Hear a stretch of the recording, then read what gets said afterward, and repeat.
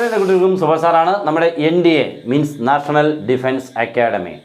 എനിക്ക് തോന്നുന്നു ഒത്തിരി കുട്ടികൾ പഴയ വർഷങ്ങളിലും മീൻസ് കഴിഞ്ഞ വർഷങ്ങളിലൊക്കെ കുട്ടികൾ നല്ല രീതിയിൽ കൂടെ ഇത് എഴുതണമെന്ന് ആഗ്രഹത്തോടുകൂടി അപ്ലൈ ചെയ്യുന്നുണ്ട്. അതൊരു ഭയങ്കരമായിട്ടുള്ളൊരു സന്തോഷമാണ്.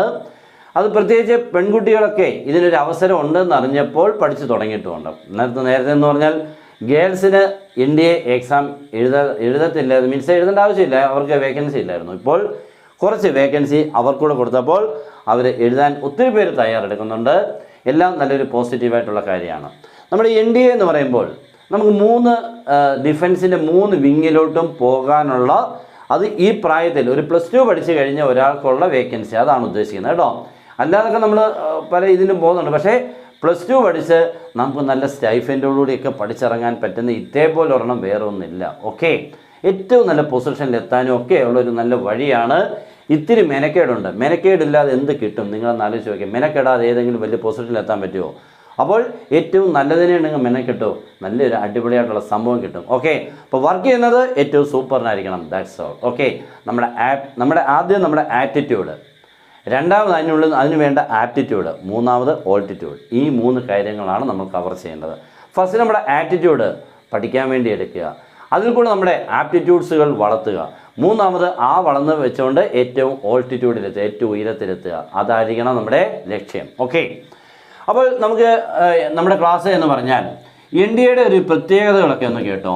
എല്ലാ സബ്ജക്ട്സുകളും ഉൾപ്പെടുത്തുകൊണ്ട് ഇതേപോലെ വേറെ എക്സാം ഇല്ല എന്ന് പറഞ്ഞാൽ മാത്സ് ഒരു എക്സാം ഫുൾ അല്ലേ. ഫസ്റ്റ് നമ്മുടെ മാത്സ് ആണ്, ഇതൊരൊറ്റ പേപ്പറാണ്. മറ്റേ സെക്കൻഡ് പേപ്പർ എന്ന് പറഞ്ഞാൽ GAT ആണ് കേട്ടോ. അപ്പോൾ അത് ജനറൽ ആപ്റ്റിറ്റ്യൂഡ് ടെസ്റ്റ് ആണ് അത്. അപ്പോൾ ഇതെന്ന് പറയുന്നത് ഒത്തിരി ഉണ്ട്, ഇതിനുള്ളിൽ ഭയങ്കരമാണ്. ഫിസിക്സ് ഉണ്ട്, കെമിസ്ട്രി ഉണ്ട്, ഇംഗ്ലീഷ് ഏറ്റവും ഇമ്പോർട്ടൻ്റ് ആണ്. അതുപോലെ ജോഗ്രഫി ഉണ്ട്, കറണ്ട് അഫയേഴ്സ് ഉണ്ട്, ഹിസ്റ്ററി, ഇങ്ങനെ കുറേ ചേരുന്നതാണ് സെക്കൻഡ്. ഇതിനകത്ത് ഇവൻ മാത്രം. ഓക്കെ, അപ്പോൾ ഇവൻ്റെ പവർ നല്ല ചോദിക്കേ മാത്സിൻ്റെ. ഇതിനൊരു പ്രത്യേകത എന്ന് പറഞ്ഞാൽ നമുക്കൊരു 3-4 ടോപ്പിക്സ് എക്സ്ട്രാ ഉണ്ട് കേട്ടോ.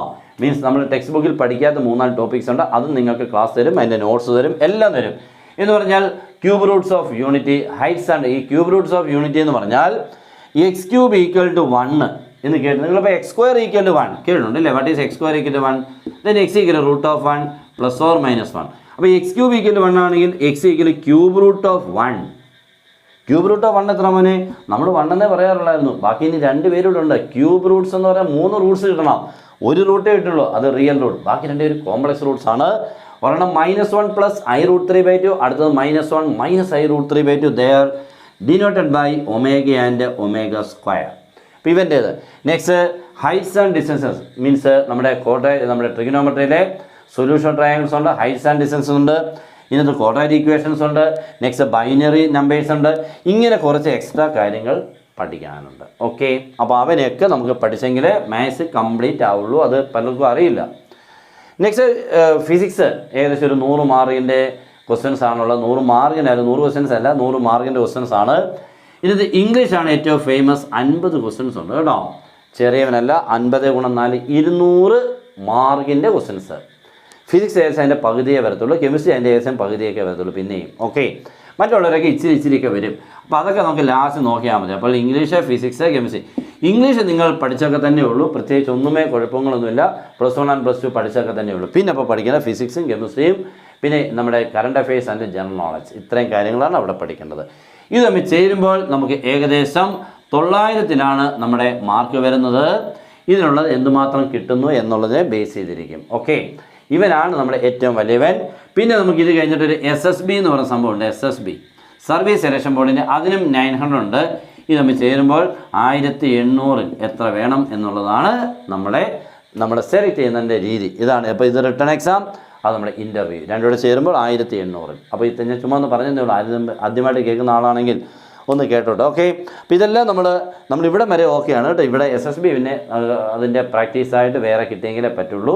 ഇത് കഴിഞ്ഞിട്ട് നിങ്ങൾക്ക് സ്ഥാപനങ്ങളിൽ നമുക്ക് പോവുകയും ചെയ്യാം. ഓക്കെ, അപ്പോൾ ഇതെല്ലാം രീതിയിൽ കൊണ്ട് നിങ്ങൾക്ക് മാക്സിമം തന്ന് മാത്സിനെയൊക്കെ ഏറ്റവും അടിപൊളിയായിട്ടുള്ള സൂപ്പർ ട്രിക്സുകൾ ഇഷ്ടംപോലെ ഉപയോഗിച്ചുകൊണ്ടുള്ള ക്ലാസ്സുകളും അതിൻ്റെ മെറ്റീരിയൽ തന്നുകൊണ്ടുള്ള ക്ലാസ്സുകൾ കിട്ടും. ഇപ്പോൾ നിങ്ങൾക്ക് ജോയിൻ ചെയ്യാം. നിങ്ങൾക്കിപ്പോൾ സെപ്റ്റംബറിലൊക്കെ ഉള്ളതിന് ജോയിൻ ചെയ്യാം. അടുത്ത വർഷത്തെ ഏപ്രിൽ ആൻഡ് സെപ്റ്റംബർ 2025. അത് ഇപ്പോൾ +2 പഠിക്കുന്നവരായിട്ട് ഉറപ്പായിട്ടും നിങ്ങളതിന് നോക്കണം. കാരണം ഇതൊരു അവസരമാണ്. നമ്മളൊരു റെഗുലറായിട്ട് ഇത്ര ടൈം ഒന്ന് സ്പെൻഡ് ചെയ്താൽ ഇവനെ അടിപൊളിയായിട്ട് നേടിയെടുക്കാവുന്നുള്ളൂ. ഇത് എഴുതാൻ പോകുന്നതിനോടൊപ്പം ഇതിൻ്റെ കൂടെ മറ്റുള്ള എല്ലാം നമുക്ക് എഴുതാൻ പറ്റും. കീം എഴുതാൻ പറ്റും, വേണമെങ്കിൽ ജെഇ എഴുതാൻ പറ്റും, ഐസർ എഴുതാൻ പറ്റും. ഇങ്ങനെ കുറേ എക്സാംസുകൾ ഇതിൻ്റെ കൂട്ടത്തിൽ നമുക്ക് എഴുതാനും പറ്റും. അപ്പോൾ ഒന്നേ പഠിച്ചുകൊണ്ട് കുറേ എക്സാംസുകൾ എഴുതാൻ പറ്റുന്നു, ഏറ്റവും നല്ലതല്ലേ? ഇങ്ങനെ വേണം നമ്മുടെ ഈ വർഷം തീർക്കാൻ. ഓക്കെ, ഇനി സെപ്റ്റംബറിലോട്ട് എഴുതേണ്ടവർക്ക് ഇപ്പോൾ ജോയിൻ ചെയ്യാം. ഒട്ടും സമയം കളയേണ്ട, ഉള്ള സമയങ്ങൾ മാക്സിമം നിങ്ങൾക്ക് പഠിക്കാൻ പറ്റും. ഓക്കെ, അതൊന്ന് നിങ്ങളോട് എത്തിക്കുക എന്നുള്ളതായിരുന്നു. നമുക്ക് നമ്മുടെ ക്ലാസ് ജോയിൻ ചെയ്യാൻ നമ്മുടെ നമ്പർ 9846708540 കോൾ ചെയ്തോ, വാട്സപ്പിൽ മെസ്സേജോ ജോയിൻ ചെയ്യാം. Good bye.